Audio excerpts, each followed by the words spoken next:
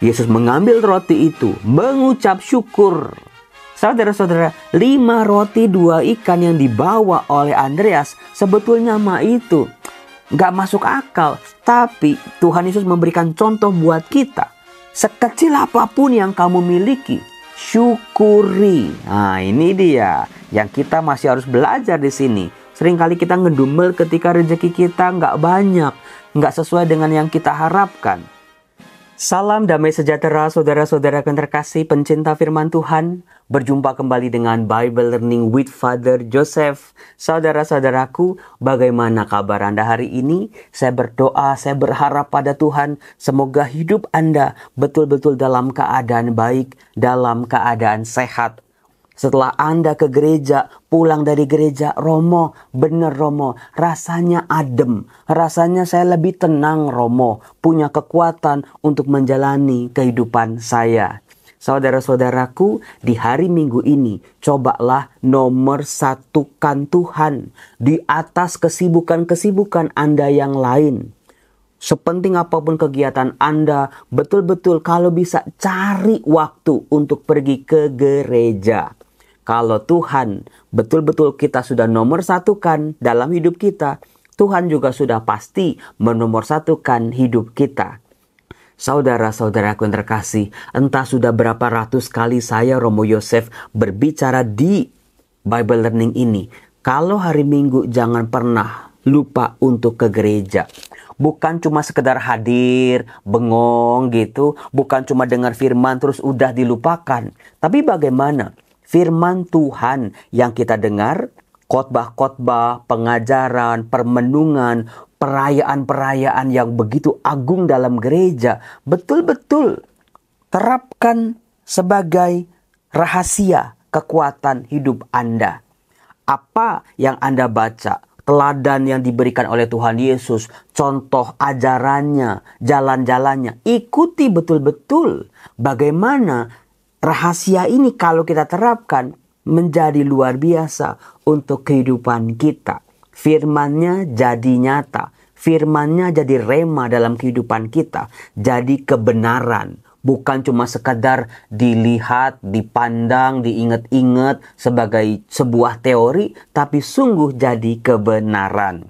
Nah, saudara-saudaraku yang terkasih, bagaimana menjadikan firman Tuhan, perayaan Ekaristi yang agung menjadi nyata, ada kaitannya sama kotak di depan saya ini. Anda coba tebak ya. Ada 3 kotak nih. Kotak ini masing-masing isinya ada sebuah makanan yang ada kaitannya dengan bacaan Injil yang Anda dengar di hari Minggu. Apa ya Romo? Ya gampang loh Romo. Tadi kan waktu bacaan Injil kan dibacain mukjizat apa? Ayo tulis di kolom komen. Kalau Anda masih ingat, kalau Anda sudah ke gereja pasti tahu. Ada lagunya anak-anak sekolah Bina Iman. 5 roti dan 2 ikan. Nah itu dia. Oke, di dalamnya ini ternyata ada, waduh Romo Yosef punya apa tuh? Punya roti. Banyak sekali nih. Roti-roti istimewa. Ini dikirim oleh seorang Oma Etika, Oma Ketty dari Australia. Nah, saudara-saudara terkasih, roti sebanyak ini di kamar makan saya masih ada 8 kotak lagi. Kan kalau saya makan semuanya kan jadi ya penyakit juga buat saya. Trigliserid tinggi Romo, hati-hati Romo. Gulanya juga tinggi, hati-hati sama tepung-tepungan. Tahu aja saya tuh paling suka sama roti sebetulnya. Saudara-saudara, saya bikin video ini di pagi hari. Setelah saya bikin, lalu juga saya edit, saya upload di YouTube. Lalu nanti tayang jam 6 sore, biasanya setiap hari. Habis itu saya mau keliling-keliling bagi-bagi makanan kepada orang-orang di jalan. Orang-orang gak punya, orang pengemis, para gelandangan. Biasanya kalau hari Minggu itu kan jalannya lancar. Entah berapa jumlahnya, cukup saya dan Tuhan yang tahu. Dan juga Bapak pemilik rumah makan yang tahu. Nah, saya menantang Anda. Bagaimana mengubah mukjizat firman Tuhan jadi nyata, jadi kebenaran dalam hidup kita masing-masing adalah, coba Anda sesuai dengan kemampuan Anda, entah 1 kotak, 2 kotak, 1 bungkus, 2 bungkus, coba Anda tulis di kolom komen.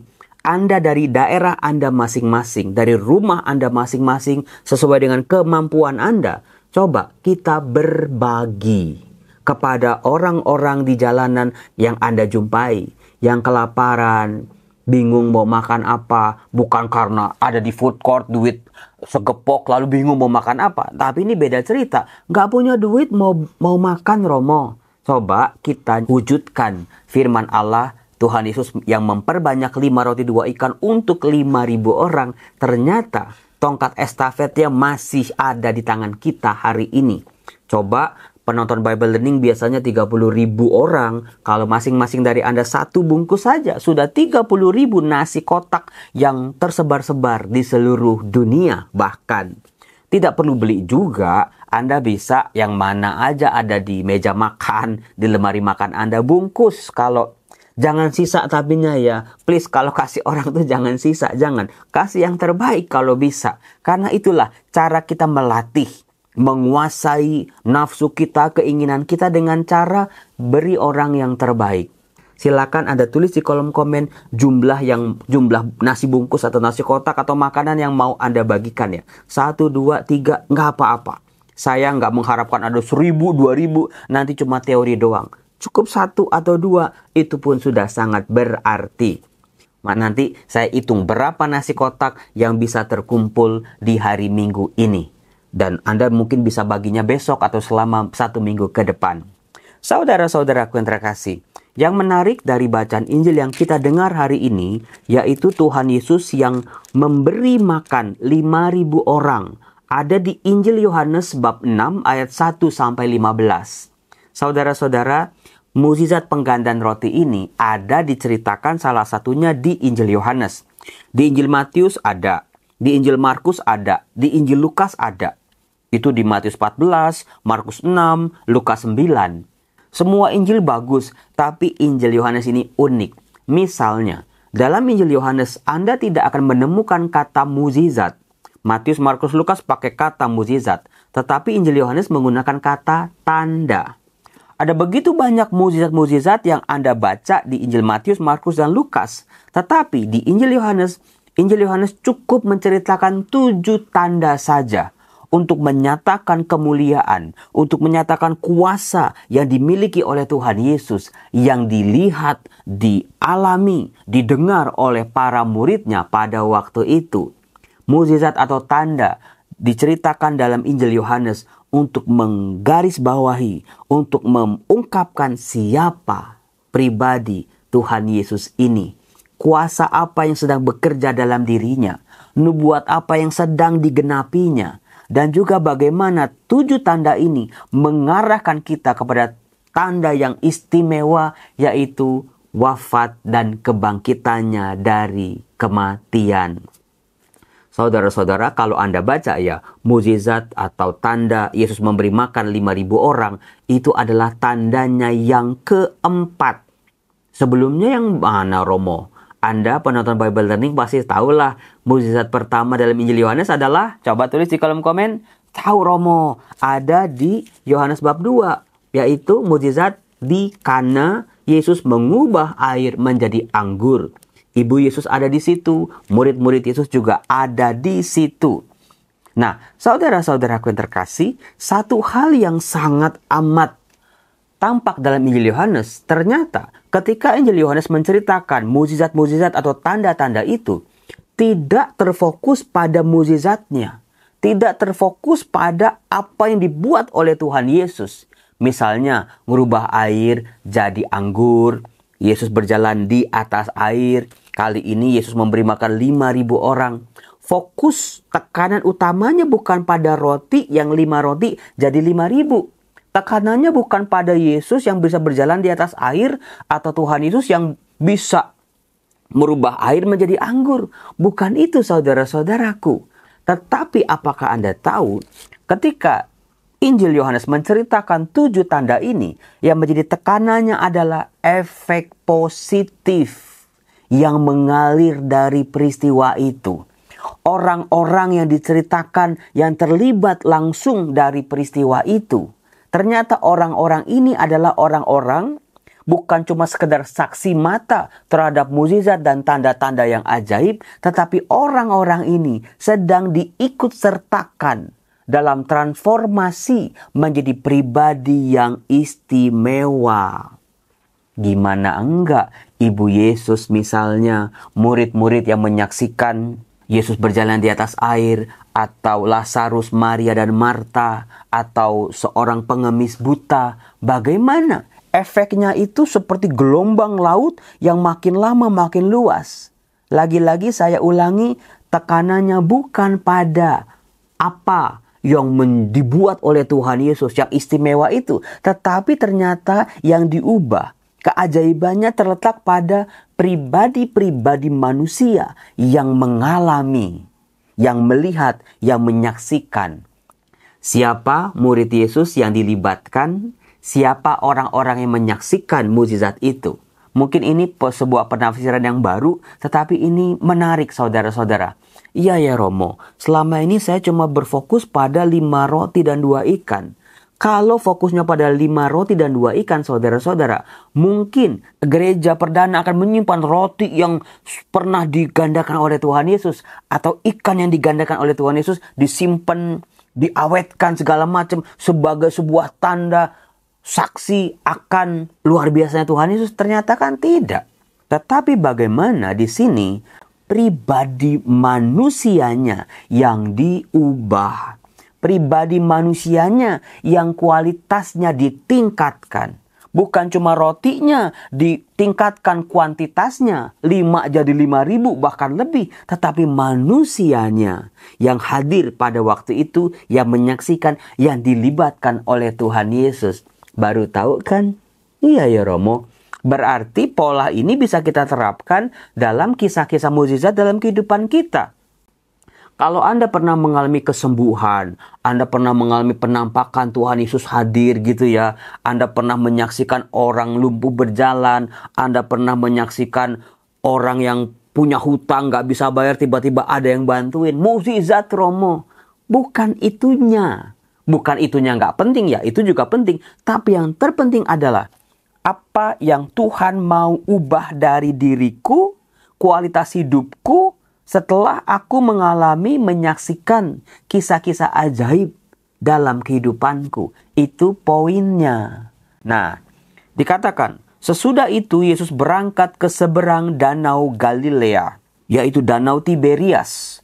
Orang banyak berbondong-bondong mengikuti dia, karena mereka melihat mukjizat-mukjizat penyembuhan.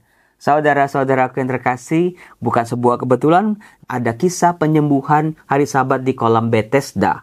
Itu kan jauh sekali. Di kolam Bethesda dengan Galilea itu jauh sekali. Tapi orang ini begitu melihat bagaimana kisah kesembuhan di Bethesda, mereka berbondong-bondong ke Danau Galilea.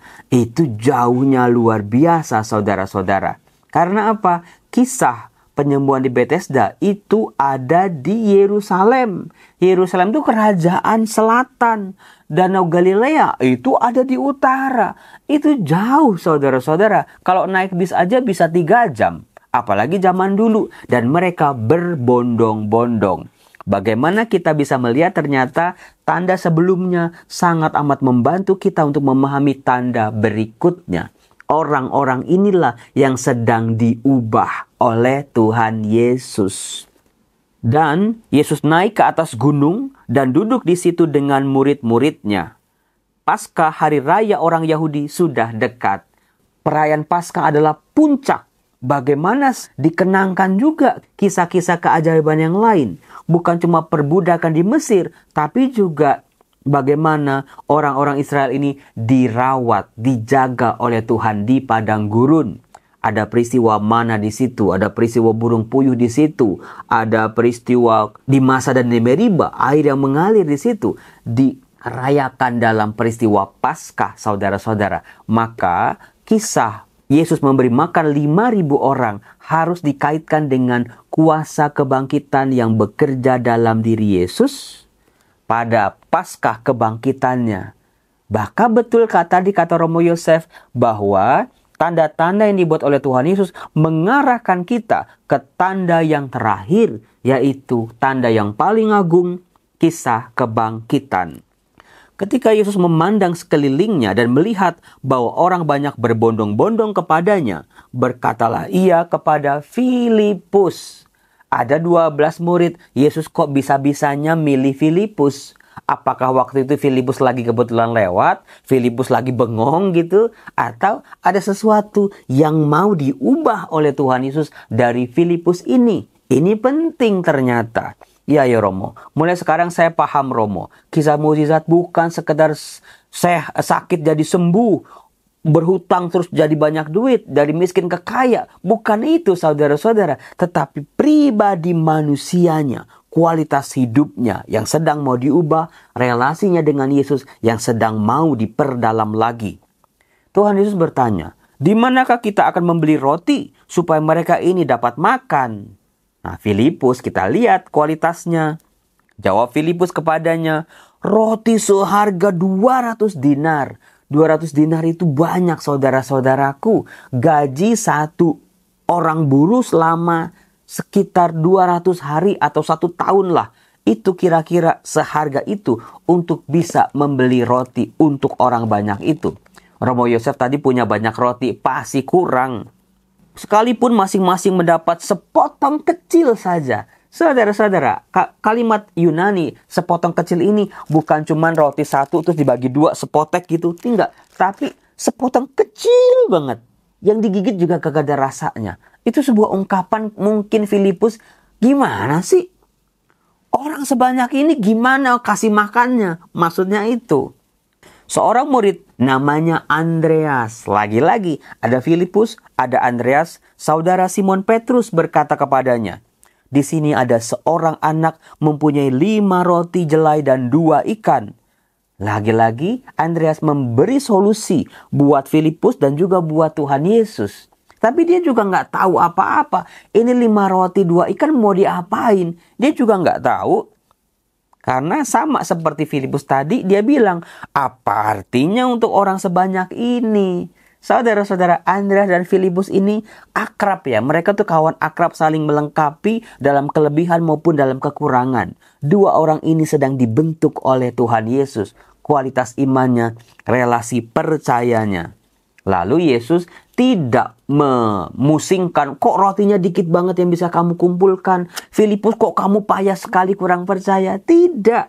Langsung Tuhan Yesus suruhlah orang-orang itu duduk. Adapun tempat itu banyak rumput, maka duduklah orang-orang itu kira-kira 5.000 laki-laki banyaknya. Belum termasuk anak-anak dan perempuan. Nah, disitulah terjadi mukjizat penggandaan roti. Dikatakan saudara-saudara, Yesus mengambil roti itu, mengucap syukur. Saudara-saudara, 5 roti 2 ikan yang dibawa oleh Andreas, sebetulnya mah itu nggak masuk akal. Tapi Tuhan Yesus memberikan contoh buat kita. Sekecil apapun yang kamu miliki, syukuri. Nah, ini dia yang kita masih harus belajar di sini. Seringkali kita ngedumel ketika rezeki kita nggak banyak, nggak sesuai dengan yang kita harapkan. Lalu membagi-bagikan kepada mereka yang duduk di situ. Demikian juga dibuatnya dengan ikan-ikan itu. Tidak diceritakan, belum diceritakan saudara-saudara, Tuhan Yesus menggandakan roti itu, tapi setelah mengucap syukur dibagi-bagikan. Artinya saudara-saudara, kecil maupun banyak rezeki kita, syukuri, lalu juga bagikan kepada mereka yang membutuhkan. Ini menjadi rahasia penting dari sebuah mukjizat.